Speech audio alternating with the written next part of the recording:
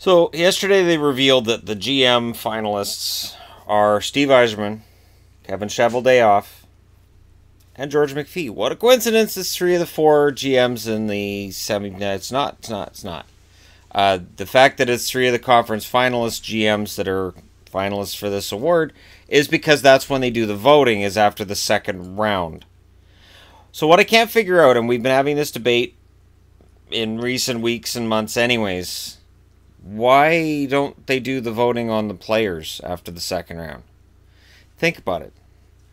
I think Nikita Kucherov of Tampa would have got more Hart votes than what he did, based on the playoffs.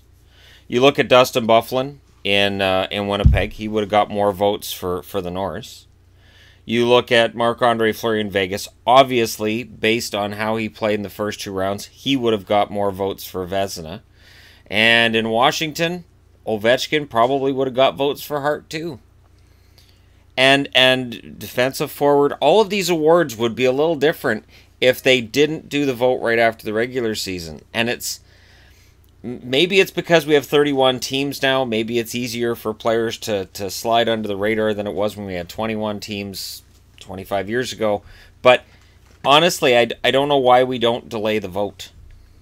And I guess I'm basically throwing this out there as kind of an idea, like maybe if the NHL delayed the vote till after the second round.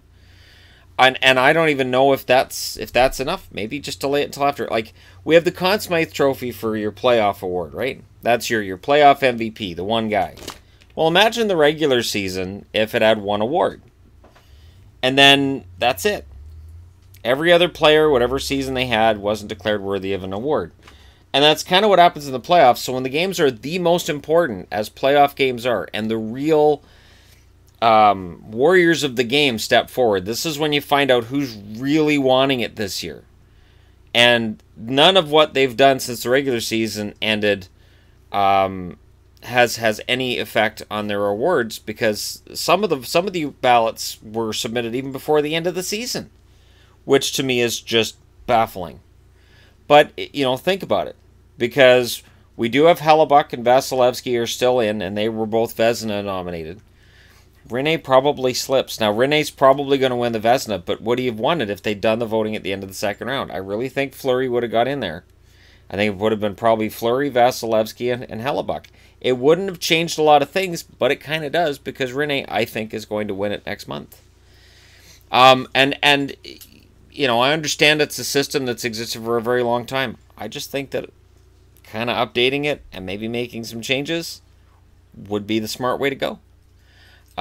So let me know in the comment section below which award you think is going to get awarded in June that, if they had done the vote after the second round of the playoffs, would have been completely different. And I'm just going to say right now, Byfuglien would have been in the Norris conversation.